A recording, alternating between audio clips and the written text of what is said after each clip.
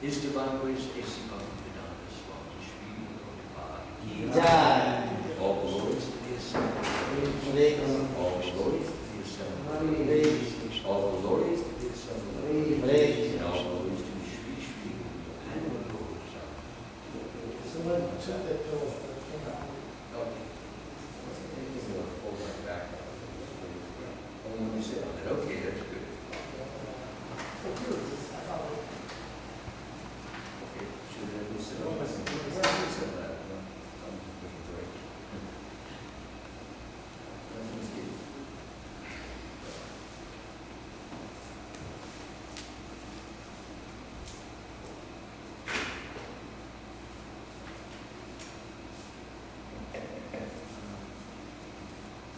Om Bhagavate Vasudevaya. Om Namo Bhagavate Vasudevaya. From the Srimad Bhagavatam. This is Canto 4, Chapter 1, and it will be text number 4 and just a moment. 4 and 5 today. Number 4 has a very small purport, and number 5 connects with it very well. It seems like 4 is hanging out there like an island without any attachment to any mainland. So I will do them both. I'll just go through the Sanskrit of the text number 4.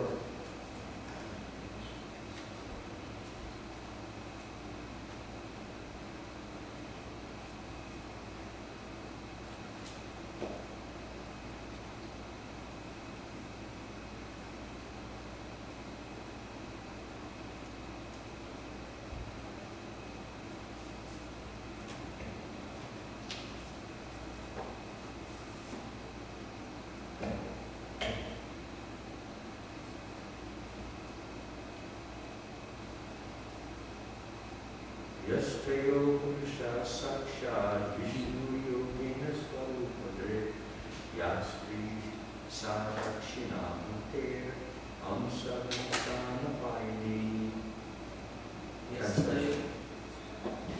Of the two children born of Akuti, the male child was directly an incarnation of the Supreme Personality of Godhead, and his name was Yajna, which is another name of Lord Vishnu. This goes way back. This is in Satyuga, where the creation is just being made. The female child was a partial incarnation of Lakshmi Devi, the goddess of fortune, the eternal consort of Lord Vishnu.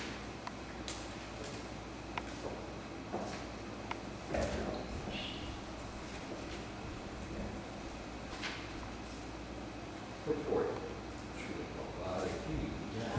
Lakshmi, the goddess of fortune, is the eternal consort of Lord Vishnu.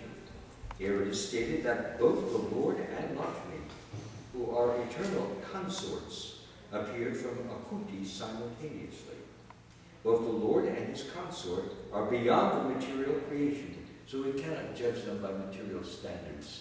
Even though they are brother and sister, they still married, but they're not married the way people of the material world are married. Their concept is different. They live on a transcendental platform, and they don't even think in terms of brother and sister. They only think that we are all servants of God. The Lord knows that, of course, he's not a servant of the Lord because he is the Lord, but she feels she is the servant of the Lord, and therefore there's no sense of violation of any what you call moral dictates or ethical dictates as we would have in today's world, which is considered not a very healthy situation. But here we have the Lord and his consort. Therefore, the eternal relationship cannot be changed, and Yajna, the boy born of Akuti, later married the goddess of fortune.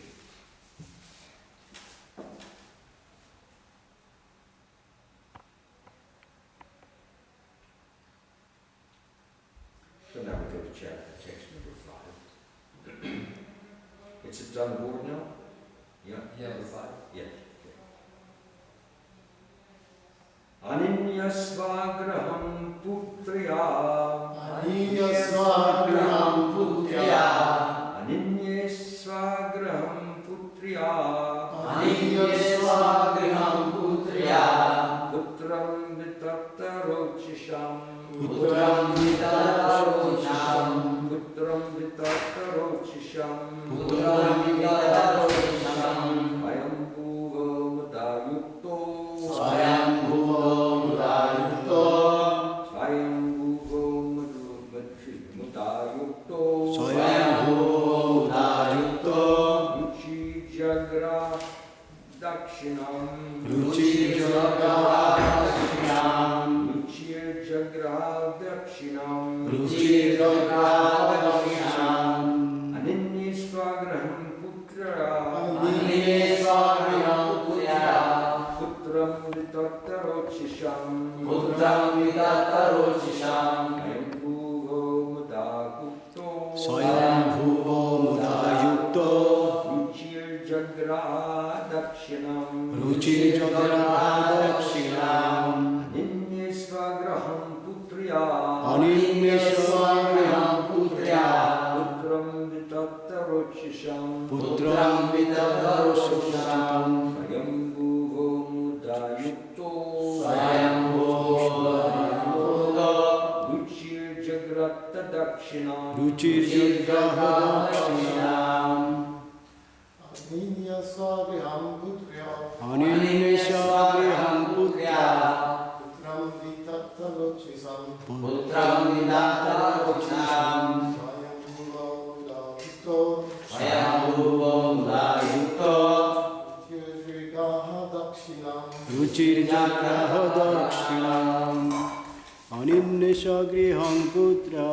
Aninyasvagraham putrya. Putram vitattarocisham.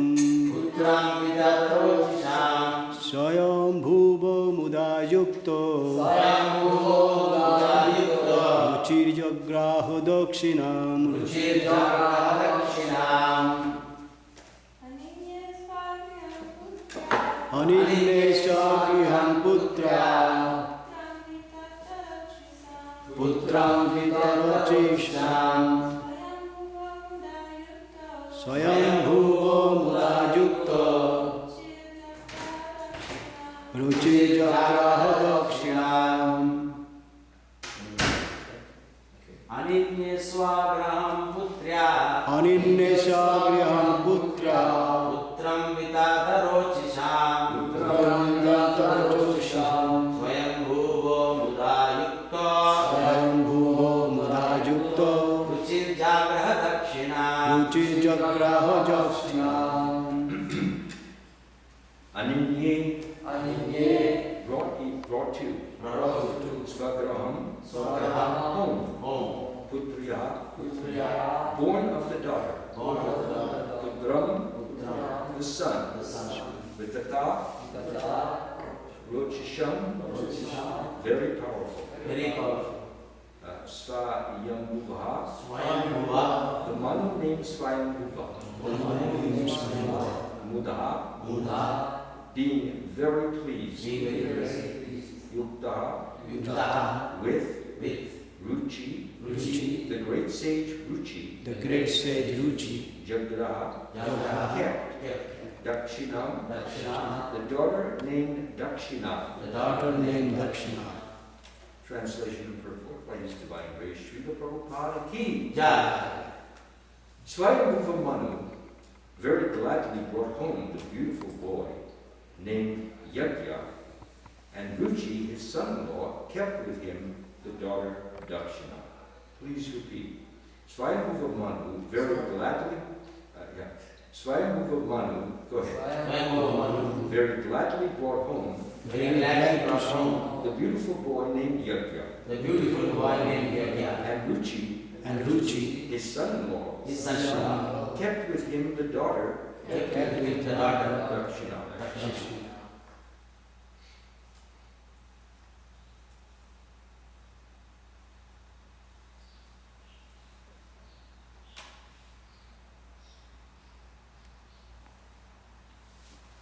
Purport. Swayambhuva Manu was very glad to see that his daughter Akuti had given birth to a boy and girl. He was afraid that he would take sorry.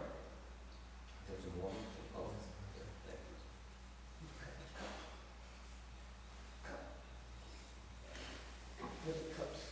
you. It's okay. He was afraid that he would take one son, and that because of this, his son-in-law Ruchi might be sorry. Thus, when he heard that a daughter was born, along with a boy, he was very glad. Ruchi, according to his promise, returned his male child to Swayambhuva Manu, and decided to keep the daughter, whose name was Dakshina. So one may ask, why did a man who was just giving birth, his wife gave birth to two children, a male and a female, why would he give the son to his father-in-law, who was Swayambhuva Manu? What would be the point of that? Well, Swayambhuva Manu gave birth to 3 daughters. Swayambhuva Manu was a king. Now, a king has to have an heir, and in those days, women did not rule. They were queens, and they had their duties, they had their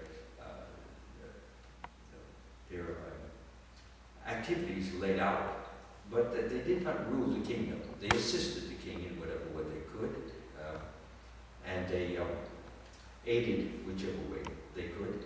But there was no question of rulership, as, for example, we go back in time to Egypt. In Egypt, they had Cleopatra, and she was a ruler. She actually was like a king. But not so in the Vedic culture. They did not countenance, they didn't favor the idea of women rulers, and generally they never, I don't remember in the history, but I could be off, that women actually did ruling, but they played a very important part in the process of raising the children, which was no small matter, because if you're raising a son and he's going to be the next king, he needs to be taught a lot of things from the early childhood, proper behavior, proper etiquette, proper understanding, giving a proper affection so that he treats his subjects affectionately. If you treat a child who is going to be the king unaffectionately, then he may grow up with a lot of hatred in his heart and a lot of vengeance in his heart. And who is he going to take it against? He's going to take it against the subjects. So he will treat the subjects in a way which is unconscionable and undesirable, and the subjects quite often come to hate the king, and sometimes they even overthrow the king by revolution or by rebellion, because they feel that he is not acting in their interest. And quite rightly, because as I said, when he was a king, when at some point in the previous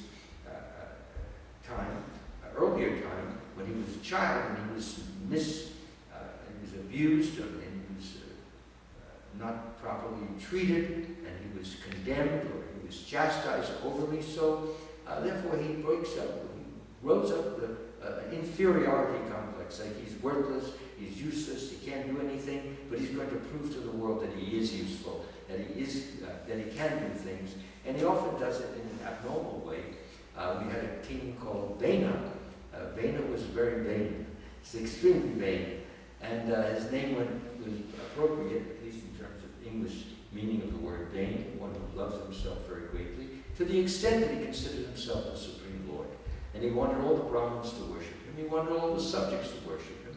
And he was so full of hatred and so full of lunacy that he would sometimes take children and throw them up in the air and let them land into the river and drown them. He had no conscience, he had no feeling, he didn't have any thought about this. The Brahmins, of course, they had a lot of feeling, and they were wondering, are we going to let this man go on?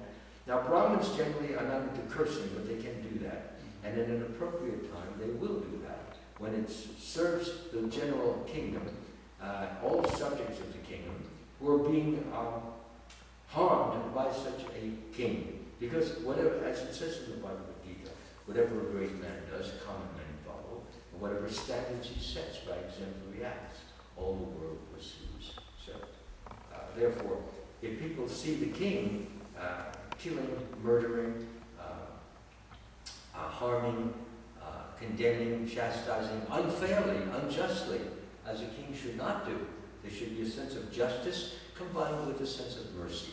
Both are there in running the kingdom. So, but when a king has no mercy and is all, not only that, but he doesn't even have justice, then what does that leave the kingdom? With not much, just basically a killer, a criminal. So what happened in that particular instance, the Brahmins got together and they decided, well, what are we going to do with this man? He's claiming to be God. He's not even a demigod. He's not even a low-class demon. He's a high-class demon, a top of the line demon.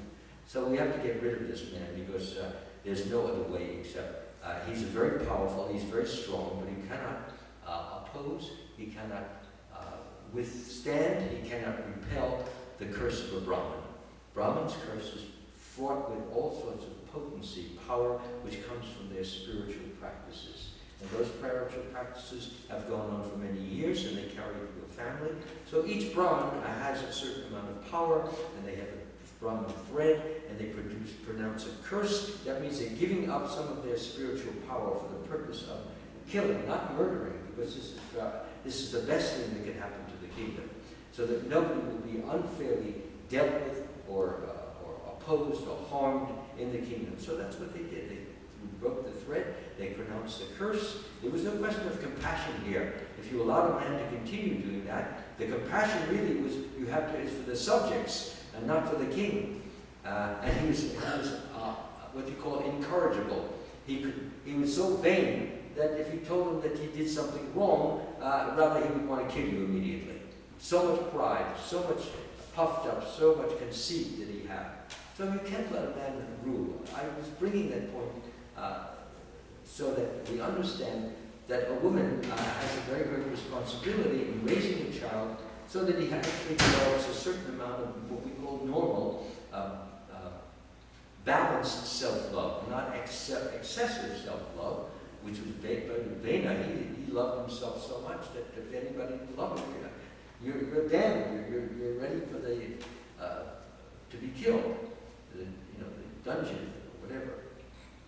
So therefore, when a son or daughter that they're raised with affection, raised with warmth, and raised with understanding, raised with appreciation, and raised with affection, and they're taught the things to do that will enable them to become truly strong and courageous and adept and concentrated, focused, steady-minded beings, then what happens is they become excellent in running anything, managing anything, whether they manage a kingdom, whether they manage a small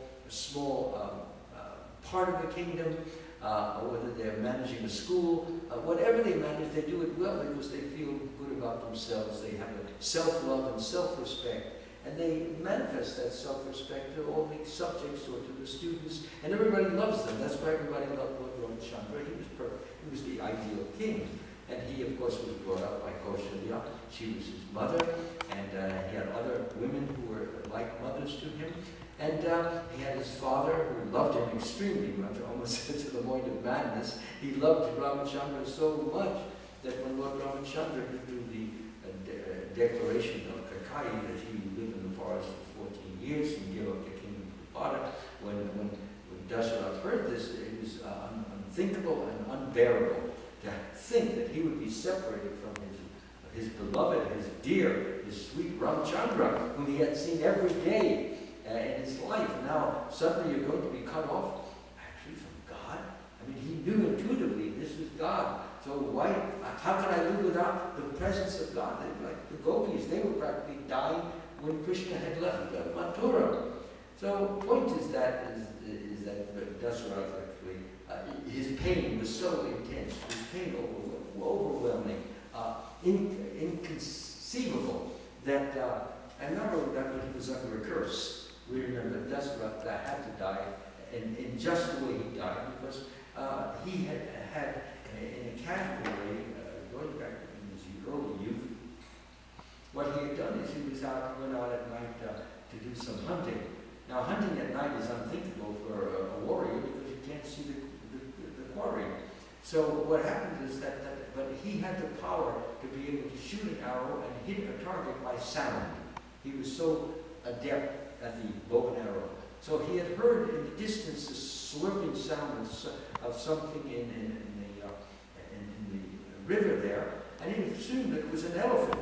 But you can't see, but he could hear it. So he pulled the arrow, shot the arrow, and it turned out to be a Brahmin boy who happened to be serving his two parents who were blind and who depended upon him.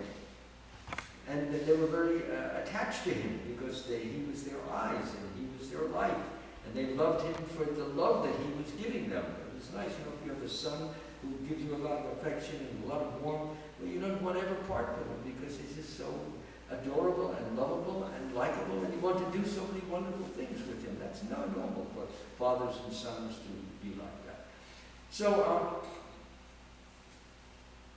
anyway, what happened was that when Dasharatha went to the parents and said, "I'm so sorry, I committed a great offense, a great wrong. I thought for sure that slurping sound I heard of that it was an elephant trunk that was drawing in some water, but it turned out that your son, who I see now is taking water in a pot to bring to you because you can't move about."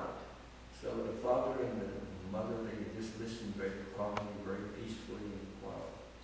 And they said, "Take us to our son." So they took the son down near the river where he was lying there with the arrow. Actually, the son was in such unbearable pain that he asked the king, "Please take the arrow out of me." He says, "I am being kept alive in the most painful condition you can imagine. Better you take it out, and I bear the pain of the arrow being withdrawn, but at least I'll be dead," because nobody could live with that. He got him right in the heart area. So that's what happened. He took the arrow out, and the parents, of course, were hearing them, like that. You hear your son just be dying in front of you. It's a very, very painful situation. So finally, the young man, he died, and then the father said, "If you had not come up," because they were a little bit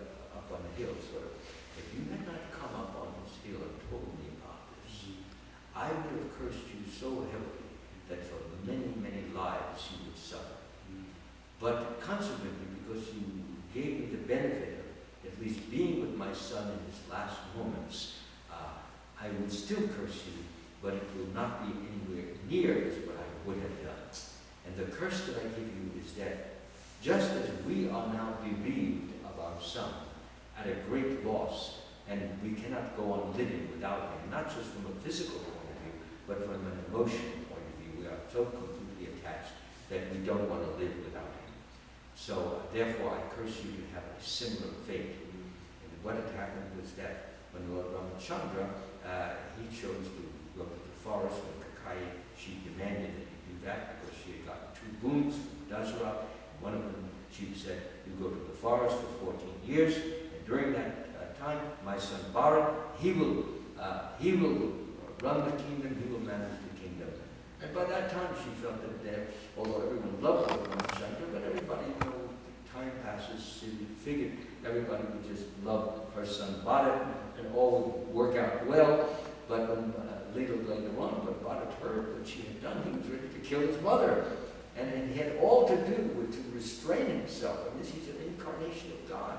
But he restrained himself because it was his mother, after all. She did do so many nice things for him, and he never forgot. That's the wonderful beauty. He's not tunnel vision, where he just sees the situation, that's it. He could see all the good things that she had done, as well as some of this horrible thing that she had done.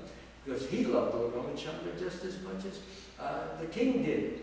And it was unthinkable for him to take over the kingdom which belonged to Ram, because he was the oldest son. So again, we come back to this point. Swami Manu, he had no sons. He had 3 daughters, Kuti and Devahuti and Suruti, I think, something like that. Anyway, if you're a king, you have to have a son to carry on the succession. So therefore, the king had asked his Ruchi, please, if you will, your first son, if you please give him to me, so that I will have an heir to carry on. And Ruchi was one of the progenitors, and he was highly advanced, very spiritual. So what could be better for Swayambhuva Manu, who's the lawgiver of mankind? He gave all the laws, and he was the one who wrote the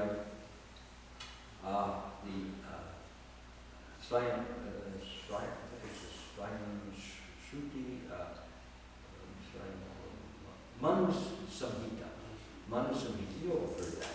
And that's how is the law book of what everybody should do, what the Kshatriya should do, and if he does this wrong, how he should be punished. If the Brahmin does the same thing wrong, how he should be punished. The Brahmin is expected to do better or know more. It's more refined. So if he does what a Shudra may do the same crime, the Brahmin has to get a bigger punishment because he knew better and he has more control and more.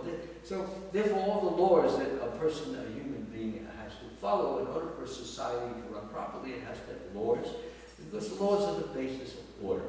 So I wanted to make this point very clear, just to tie up the ends of that story. So we finally got it when we heard that Ramachandra had left with Sita and Lakshmana. They had gone across the river, and they were saying at through the sea, I can't remember the name of that, the first place they parked at. Anyway, he went there with the whole army and the whole kingdom, went to visit, and Bharat went there to tell him, no, you go back and rule, and I will take this stupid curse that my mother gave. And she's not even worthy of being my mother. And that's how he felt. And she was completely, she had no idea that he would respond that way, because she had been influenced by her maidservant, Mantara. And Mantara she was a hunchback, and she had an inferiority complex, and she was worried that if Ram becomes the king, then his mother will be the queen mother, and all her servants will be the chief servants, and Mantara would no longer have the position, the power, or the greatness. She wouldn't be in charge of anything, and therefore she was frightened that she would lose this position. That's why she did this, out of a fear of loss of position, you see. So it's interesting when people have a deformity, like a hunchback like that, they see themselves as being different than others, and unless they are very highly spiritualized from the beginning, then they see themselves as small, and they have to always want to be in a top position, chief position, where they can boss people around, and even though they got this hump in their back and people look down at them, still they have to look up to me because I'm their boss. And this is what they want to have. So that's the idea there. It's very interesting to study this. I do a lot of that, and I have my CDs. Those of you who have gotten my narrations of, I have the Ramayana. So if you come tonight, you'll see we display where all gets sold out. I can download any of those. So the point is, as I make a very careful study, because I give these talks on the Ramayana, it's one of the most beautiful, most affectionate, compelling, and lovable stories you ever want. There's so much to learn from it, from all the different idealistic characters. And so the thing is, he learned so much from Ramchandra, how he never protested about, he was entitled to be the next king, but he wanted to make sure that nobody ever thought of his father as being a liar. Father made a promise to the queen that she saved his life, so he says, well, I'll give you 2 boons, take them. She said, no, I'll take them later. So when she finally took them, he could hardly even give the boon because he didn't want Ramachandra to leave. And she talked him in such a disdainful way. How can you go against your word? And so he couldn't tell Ramachandra. But Ramachandra, when he heard that his father was told to go to uphold the truth, that his father had made a promise, otherwise everybody would say Dasarath is a liar. And look, his son, he's just as bad because he didn't go out and fulfill the promise and make his father at least look like a true person. So both of them are horrible. So therefore, Dasarath, he was just full of lamentation and sorrow. And so what, as I already told what happened there. So he just, when he heard that you had to go to the forest for 14 years, he said, okay, all right, not a problem. I'm on my way. And he had to wear deer skin. The king, he was like prince, he was wearing silks and bracelets and ornaments and necklaces, and rubies and soft beds, and now he has to sleep on the hard ground, you see, with some grass on it, have a few stones for a pillow. I mean, this was but he didn't care. Most important was to uphold the truth of his father. It showed really that a father gives so much, a mother gives so much, that we don't just say, well, I'm entitled to it, it's their duty to do that. It goes beyond that. Many parents, they don't do their duties. Many parents ignore those duties and mistreat their children, and accordingly they grow up to be very horrible types of people that commit all kinds of unsavory crimes and things like this. So but Lord Ramachandra was showing that he loves his father so much that he will, if his father doesn't want to give the command, I will go anyway, because his stepmother basically was giving the command. So therefore, no problem, and that's detachment. And he never thought that the hardship, the joy he would get of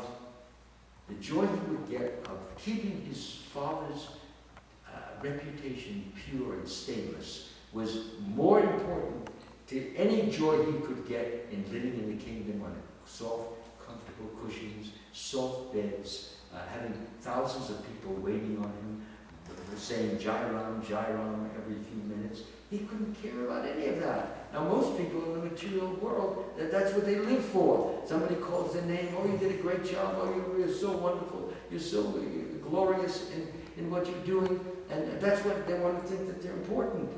But Ramachandra, he didn't care about any of that. He didn't care, he would just be a beggar in the forest, just picking things from the trees. Of course, Lakshman would join him. Lakshman didn't want to let him lift a finger. He was so dedicated to his brother. He loved his brother so much that it is said that he never even slept.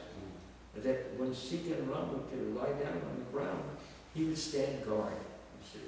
And therefore, anybody coming near, any animal coming near, they better not come too near, because that would be the end of their life. His business, and that was his love. That was his way of showing his affection. What I'm trying to bring out is Ramayana. We want to learn to model our characters against great role models. Then Sita is the ideal wife, ideal wife. And then we have Dasarath. He was an ideal father as well. and that he loved his son so much that, of course, he was attached. If it was an ordinary son, I would say, well, his attachment was excessive, and it should not. Otherwise, he would never gain God realization because of the fact you are too attached to just another human being. God is not on the same human mundane platform. God is transcendental. Transcendental means above the senses, above the mind, above the intelligence, above the material world, above Maya, above the illusory energy. He is the controller of all these. And that makes him quite different and quite powerful and quite capable. So therefore Dasaratha was in love with the Lord. Can he do better than that? Absolutely not. Therefore, in one sense, we compliment him. From another sense, if Ram was an ordinary person, we would say, well, too bad. He was just overly in love with his son, and he would never fall in love with God in that manner. How are we going to? You have to have that same amount of love that you have for your son, which is okay, but you need to shift it to the Supreme Lord, and then completely fall in love with the Lord, and you realize that the son that you have been given has been given by God anyway, and all the good qualities that you see in your son come from the good qualities of God. So those same good qualities in him you will find in God, and much, much more, because God is infinitely, infinitely lovable, because he has infinite amount of very salutary, beautiful, and virtuous qualities. Are there any questions on these points so far? Nothing so far? Yes, Prabhu. What is the country name in Sanskrit? You just mentioned the country name just now. In Sanskrit name, before it was all the Sanskrit name, all the countries. The Sanskrit name of whom? Which country? Geneva or something you just said. Something I said? Yeah, one country you just mentioned. I forgot the name. I'm not hearing things clearly. Yeah. Anyway. You said a Sanskrit country, did you say? It used to be all the name of the sun, all over the world name was, Sanskrit name. What do you mean? The whole world is one place, wasn't it? Nowadays. Well, I don't really remember, but if it's on the tape, then you'll be able to get it later. Okay, no problem. Okay. Anyway. One more question. Yes. By that time, even Ramchandra was there, Krishna was there. People have a, material position, so powerful. Even they want the material position. I want to be, number one or something. Ramchandra? No, not Ramchandra. Even Dhritarashtra, all over. Well, but who are you talking about now? You just said I forgot the name. Bharat, his brother, Bharat, Lakshman? Not Lakshman, they are not like The that. hunchback wanted it. Manthara? Yeah, Manthara, yeah. Yeah, she wanted to maintain a position. Kakai was the favorite queen of King Dasaratha. So therefore, being the favorite queen, he gave more favor, more prestige, and more favors, more gifts to her. And comes with Manthara, she was her servant, a main servant. A queen has not one servant, has many, many servants. One is doing the hair, another is doing the fingernails, another is painting the toenails, another is giving massage to the calves, another is massaging the arm. I mean, you have 7 or 8, 9 people working on you. I mean, it makes you feel important. And then Mantra was in charge of all those servants, so she had a position. And they had to, oh yes, Mantra. Meanwhile, she's walking around like this. Everybody's looking, ooh, ugly lady, like that. So I may be ugly, but I'm your commander, and I can get you out of here. I can make you lose your job. This is the psychology of a person who has been feeling that she's inferior, and she's identifying herself with her body. She has no Krishna consciousness, no Ram consciousness, only bodily consciousness, and on the basis of the bodily platform, she wants to be superior to others. You understand that? Okay. I just want to be sure that everything I've said so far is clear. So we'll move on, ahead on the purpose a little bit further. Swayambhuva Manu, returned his male daughter, whose name was Dakshina. One of Lord Vishnu's names is Yajna, because he is the master of the Vedas. Yajna, as you know, means sacrifices, and the Vedas is full of sacrifices. The name Yajna comes from Yagyusham, Pati, which means Lord of all sacrifices. In the Yajur Veda, there are different ritualistic prescriptions for performing yajnas. And the beneficiary of all such yajnas is whom? The Supreme Lord. Yes, Vishnu. As it is mentioned in the Bhagavad Gita, work that is a sacrifice for Vishnu must be performed. Otherwise, work causes bondage in this material world. Therefore, perform your prescribed duty for his satisfaction, and in that way you'll be freed from all bondage. So, therefore, for every human being, we must perform sacrifices for Vishnu. The way we perform sacrifices in this particular age called the Kali Yuga, the Yuga Dharma, what the duty is to chant Hare Krishna, both personally and also congregationally. That's why we call it Sankirtan.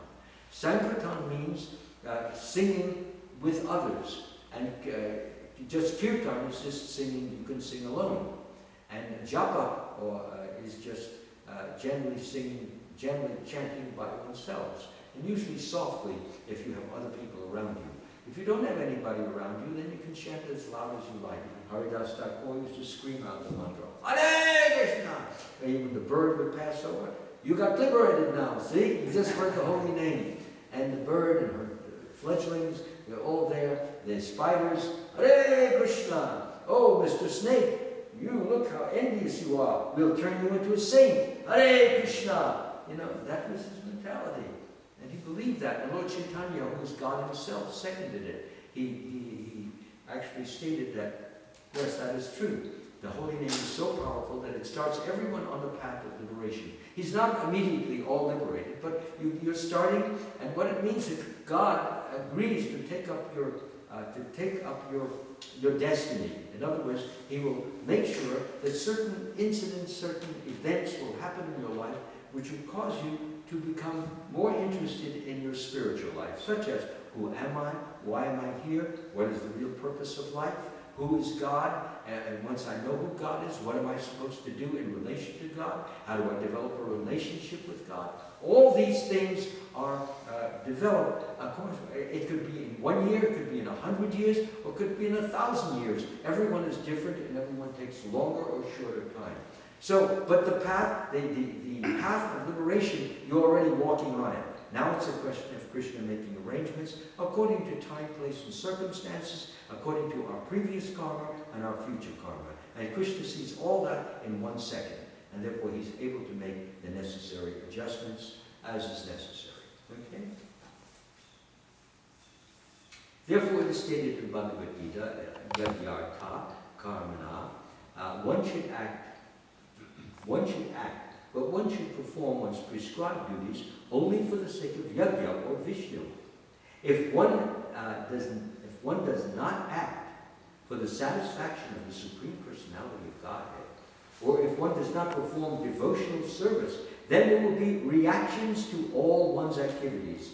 We must understand that in even good activities there is bad. You might say, well, how could that be? I'm taking some water and I'm going to offer this to the Lord. Let's just say I just take the water and I drink it. I'm not going to offer it to the Lord. I'm going to take it for myself. So when you drink some water, there's all kinds of bacteria in the water. Whether we know it or not, believe it or not, every scientist who looks in a microscope will tell you, yes, there are thousands all over the place. And you're going to kill them. As soon as they hit your digestive system and the acid gets hold of them, that's it, they're dead. Okay? So you'll kill them. We're all murderers of the bacteria. So there is some reaction to that. But how do you overcome? How do you cancel the reaction? You offer it to the Lord. Once it's offered to the Lord, you see the Lord takes it and tastes it in his invisible fashion and gives it back to you, and you take it as prasadam, but it's no longer just water with bacteria. Everything is impregnated with God's spiritual vibration. And that spiritual vibration is the canceling factor of the bad karma that you would have for all the killing. You walk on the street, you kill the ants. You know, you breathe in all sorts of bacteria. Or sometimes you sit down and you don't know there's a fly there. You sit on the fly. So killing is going on and there is reaction, but all that reaction, as Krishna says, abandon all varieties of religion and you just surrender to me. I will free you from all your sinful reactions. Don't fear.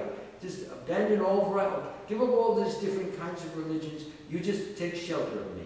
You just depend upon me. You just worship me. You just glorify me. You just put me as your all in all, highest of the highest, and I will take care of you. You have no sin. I am all powerful, Krishna says, and I will burn up all those karmic reactions so it has no effect upon you whatsoever. Krishna can do that. We cannot do that, you see. Of course, a very great sage can do those things. And that's why great sages are sought as spiritual masters, because we come to that sage with so much bad karma, and the sage is willing to take some of that karma and burn it away so that you will have more facility without obstruction, without obstacle, without difficulty. Difficulties hold you back. But when the road is smooth and you want to get from one point to another point, and there's no boulders or rocks or anything, then you just go right there. But if you come to a boulder, big giant rocks, then you have to figure out how to get over it. Are we going to knock the rocks down? Are we going to drive all the way around? But there's a forest here. How are we going to get? So that takes time, and it takes energy. So the whole point, God can lessen the amount of obstacles just by He can take a boulder, with like a half a mountain, and He can destroy it with a quick earthquake. It doesn't take God very much. Krishna, He'd lift up Govardhan Hill for 7 days on His finger. What was that? He's 7 years old. He's not 7 years old. He's infinitely years old. It don't look 7 years because that's the body it took, and everybody came to love Him that way. But no, we have to see Him as He really is. He has no age. He's ageless, actually. And, okay, getting back to this point again. It does not matter if the reaction is good or bad. If our activities are not dovetailed, dovetail means join, they're not dovetailed with the desire of the Supreme Lord. If we do not act in Krishna consciousness, dependent upon God, thinking of God, glorifying God, feeling that the Lord is the best and the highest and the greatest, and being appreciative that God has given us so many mercies, if we don't act in that way, then we shall be responsible for the results of our activities. And I just told you all of those. If you kill a lot of ants, if you kill a lot of bugs, you get some reactions. Don't be surprised if you get killed also. It can happen. Because karma works that whatever you give out, you get back, you see. And if you don't become spiritual minded, then it's your fault that you're getting that. Generally, a person who wants to be God doesn't want to be very spiritual minded. He wants everybody to glorify Him. So he gets such bad karmic reactions. So, getting on. Thus, if one acts for yajna, or the Supreme Personality of Godhead, one is not entangled in the material condition. For it is mentioned in the Vedas, and also in the Bhagavad Gita, that the Vedas and the Vedic rituals are all meant for understanding the Supreme Personality of Godhead, Krishna. Understanding God. The Bhagavad Gita says, one who understands the transcendental nature of my appearance and activities does not upon leaving the body take his birth again in this material world, but attains to my eternal abode. One who understands the transcendental nature. Krishna is not a material nature. He doesn't have it. He's a transcendental. I already described and defined what transcendental is. He's above body and mind and senses and all that. And he's all powerful. He's all knowing. So when one understands that, has come to realize that, realize it means not just I understand with my head, I understand with my heart also. So when I realize that, and I have full reverence and full respect for God, then He's taken care of. He goes back home, back to God. It doesn't have to be reincarnated in this world, because generally the living entity in this material world carries his different conceptions of life from one body to the next, as the air carries aromas. Thus, he takes one kind of body, and again quits it to take another body. As Krishna says, never was there a time when I did not exist, nor you knew all these kings. Nor in the future will any of us cease to be. We're eternal. We come back and keep coming back. We keep suffering all the miseries of material existence until we finally make up our mind. No, I don't want any more of this. I can't handle it. I can't take it. I have a cousin, and she had cancer, and for a while, when they had to operate on a few different parts of her body, and then what happened from that? She went into remission. So for about 8, 9 years, she went into remission, and she was thinking she's a goddess. She was thinking, well, and the doctors were saying, you're a miracle lady, because Nobody goes, she was in the 4th stage of cancer, last stage. And she went into remission. She was a charitable lady. She had some good karma there. And so instead of using the time, I preached to her, I explained to her that Krishna is giving you a new lease on life. I don't know how long it's going to be, but please get involved in spiritual activities. But she was a big sense indulgent. She had a lot of money, and she would go on cruises, every 2 months another cruise. She's not a drunkard, but lots of the fat, fancy foods. She was a vegetarian also. But you can be a sinful vegetarian by overeating every day, this delicacy, that delicacy, and let's try this now, and just staying up late at night and so forth. Well, finally she wrote me, I just got an email from her, because she was always referring to her as the miracle girl, as she was defined by her doctors. She says, well, they just did the, whatever they call that scan. It's a special scan that they do for cancer. And she says, well, I got cancer again. It just came back. Chemotherapy. Huh? Chemotherapy. It's a cure. Huh? It's a cure, not a test. Oh. No, what did you say? He said chemotherapy. No, that was long ago, sure. So right now, the point that she's going to the doctor to find out what to do to deal with this cancer. Again, she was free of it before. She didn't have it. She had it, then finished, and now again has it. So, and instead of using the time, she could have used it to develop spiritual consciousness and go back home and not suffer, because now she's suffering terribly, because she thought she was going to live another 1,000,000 years. Like everybody thinks. You see, you're whining and dining and this and that. Her husband had died long ago, so she has a new boyfriend who's 87 years old. I mean, come on. And she's 80 years old herself. But it looks very attractive for an 80-year-old woman, because she has the money to get the necessary facelifts and bleach her hair and all that kind of stuff. But all that can only go so far. Now, misery, ready for death. But wouldn't it be nice if she'd used that 8 or 9 years to engage fully and thoroughly and intensely in spiritual life, and then finally reach some state of ecstasy and joyful happiness, and doing spiritual service, distributing books and so forth. And now, when it's time to die, you're not even afraid. I'm happy. I can continue my service to the spiritual world. I'm going to meet my Maker. I'm going to meet Krishna. Finally, I'm going to be able to talk to him and see him, touch his feet. Wow, come on, bring on death. Not, I'm going to die, I'm going to die, I'm going to die. An older relative, you're going to die. Completely different. So for a devotee, death is not something to fear. It's not something to be ashamed of. It's not something to be afraid of or anything. Because actually, a devotee goes to even a better place. Here there are so many hindrances and obstacles and criticism. There, everybody's serving Krishna and loving Krishna. Okay, let me get on a little bit further so I can end it. Oh, they are in front of my face. Yeah. So, just finishing up this purport now. Thus, if one acts for Yajna, or the Supreme Personality of Godhead, one is not entangled in the material condition. For it is mentioned in the Vedas, and also in Bhagavad Gita, that the Vedas and the Vedic rituals are all meant for understanding the Supreme Personality of Godhead. From the very beginning, one should try to act in Krishna consciousness.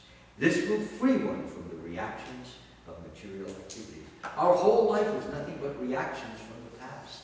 But we are creating new reactions, more beneficial reactions, by coming to the temple, by praying to the Lord, by serving the Lord, by remembering Krishna, by chanting his mantra, Hare Krishna, Krishna Krishna, Hare Hare, distributing his literature, remembering whenever you can. They're having the book distribution today. Yeah, they're having a number of devotees that are going out on that. Is it a book fair? Is that what it is? A big book fair. So you have an opportunity. People are coming to get books. So it's not like they're coming to buy, some artifacts or cell phones or paper plates or anything. They are coming to get books. So now we get interested in them. And when you do that, you see, you please Krishna.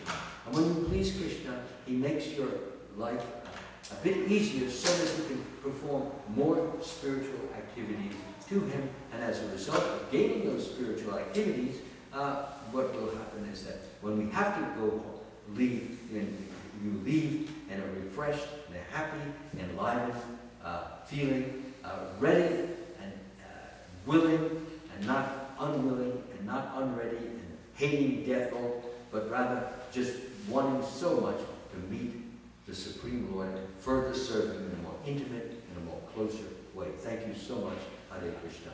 Are there any further questions before you pay your obeisances? Any questions or any comments or any doubts or any uncertainties that have confused anybody here? No, not today? I got all easy. Yeah. So anyway, thank you it's a pleasure sharing this. Please come tonight if you'd like to hear more of the same. I will be talking from the Bhagavad Gita tonight. I will be doing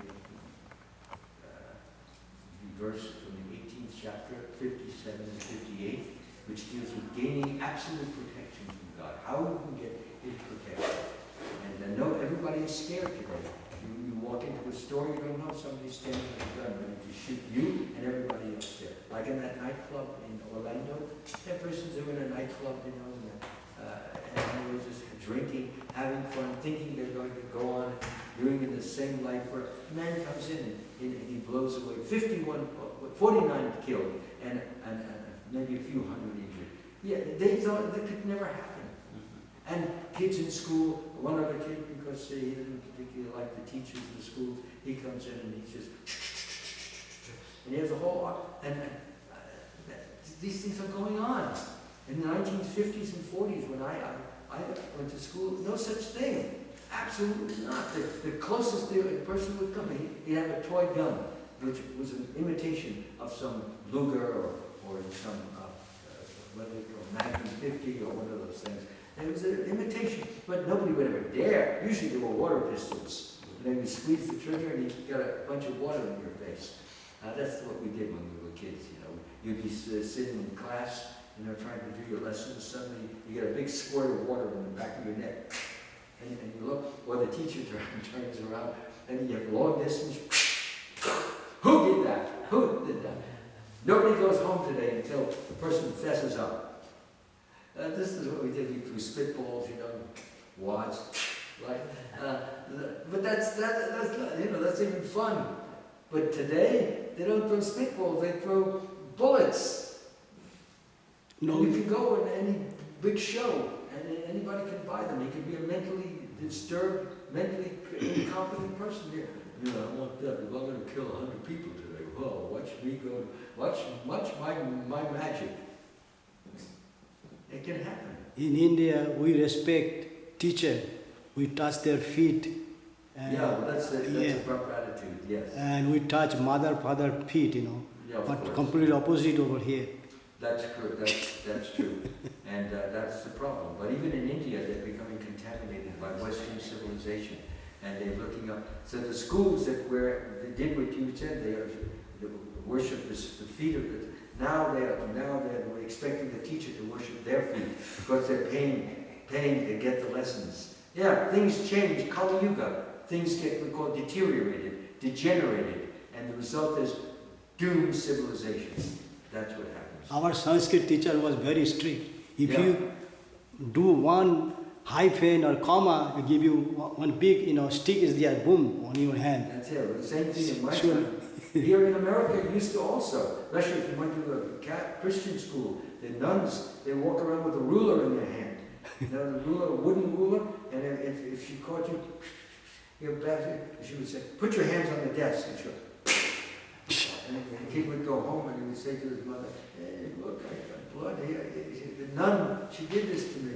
So it's a Catholic school, you pay, and when you pay, you have to accept their rules and regulations. So if they beat up your kid, either you can take him out of the school or you leave him in to learn discipline. So, of course, nowadays things have become, even in the Catholic schools, it's much easier. They have to be much more benign, otherwise they'd send the nun to jail. They have laws against that now.